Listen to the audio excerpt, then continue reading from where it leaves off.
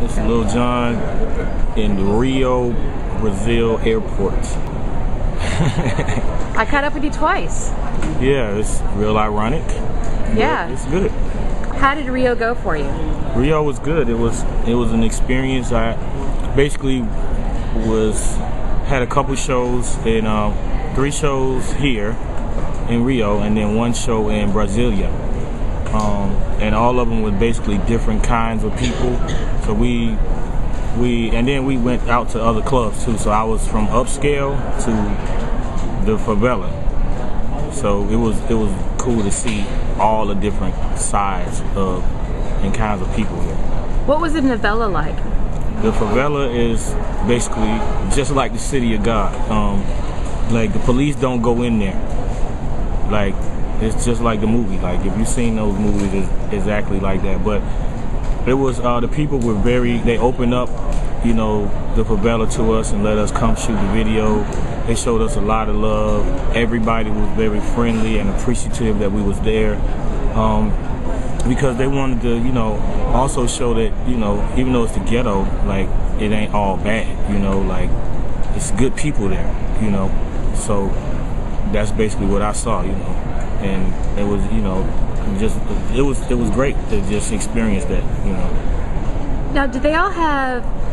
How do they listen to your music? Is it through CDs? Is it through like an iPod? I don't know. Probably, you know, everybody kind of got a computer nowadays. Radio, of course, the radio. So I'm sure probably CDs, and some people got internet and radio. Was there anything over here that really touched your heart seeing?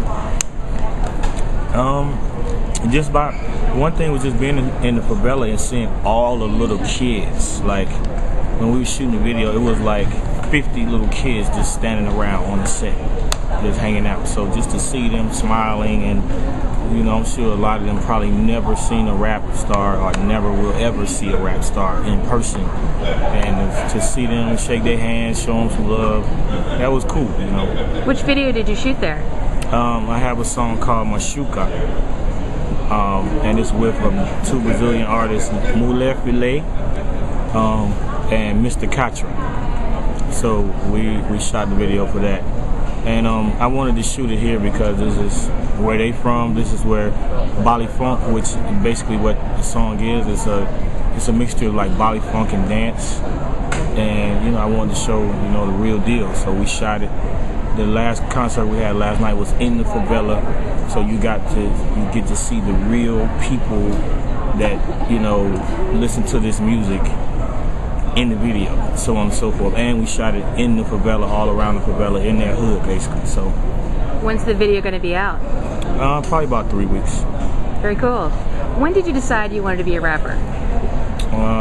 It kind of happened by accident because I never wanted to do this. I just was a DJ.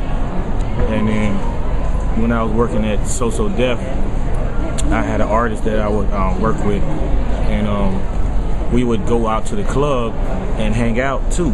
And then one day I was just like, man, I want to make a record for the clubs.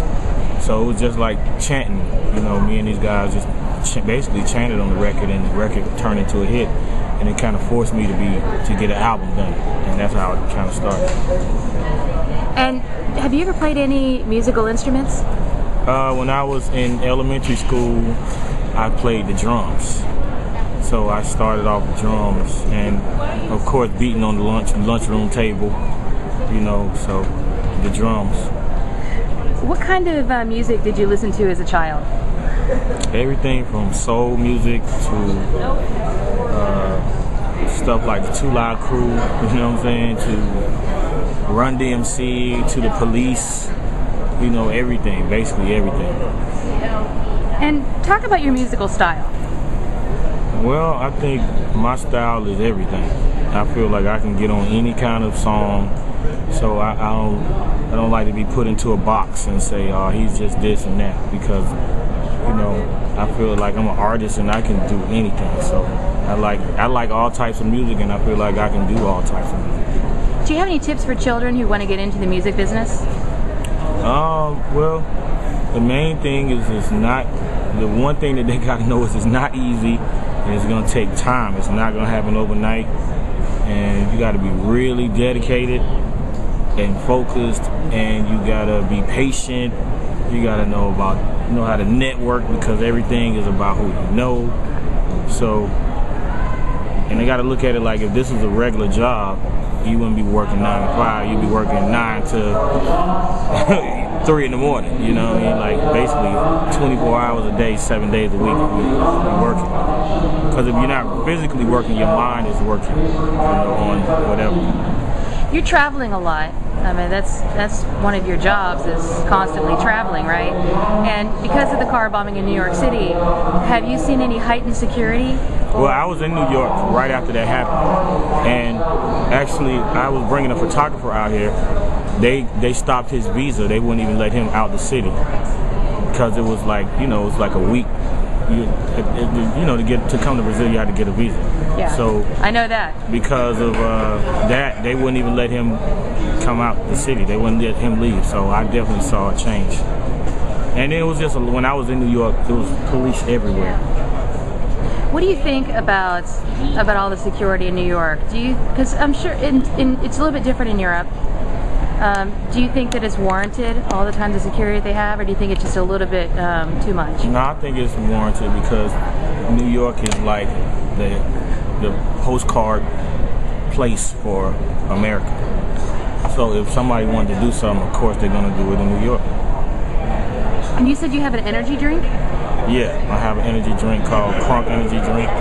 Crunk Energy? Yep, Crunk Energy Drink. You can go to crunkenergydrink.com and find out where it is in the store near you. You're not the one who coined the whole the pimp cups and all that, are you? I wasn't the one who started it, but I think I made it the most famous. When you think of Lil Jon, you think of a pimp cup. So I just used to always have the cup with me, and everybody. And then when Dave Chappelle did the sketch on me, he had the cup, so it's synonymous with me. What about social marketing on Twitter? I mean, you've got 60,000, maybe more than that. 68,000 now. How has that changed your career, or has it?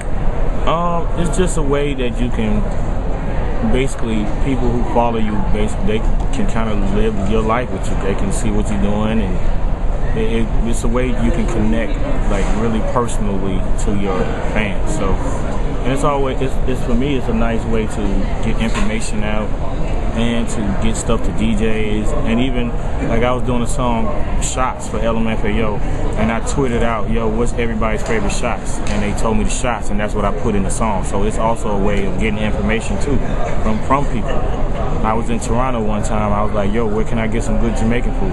They sent people replied back where to go get the food. So basically, you can find out any kind of information too from the people that follow you. So. That's cool. And do you do any freestyling or rapping? I mean, anything you could do about the airport meeting Chris from CNN I Report? No. I do not freestyle at all. Well, let's talk about your fronts real quick. Can I do a little close-up of that? Tell me about that. Just my grill, in the South, we like grills, When you're a teenager, you want to grow up, you want to get a job so you can get a grill.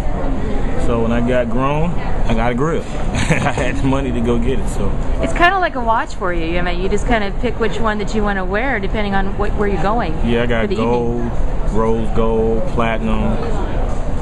Got a bunch of different ones. So it depends on what kind of jewelry or whatever I'm wearing. What's happening, CNN? It's your boy Lil Jon, live from Rio. Ooh.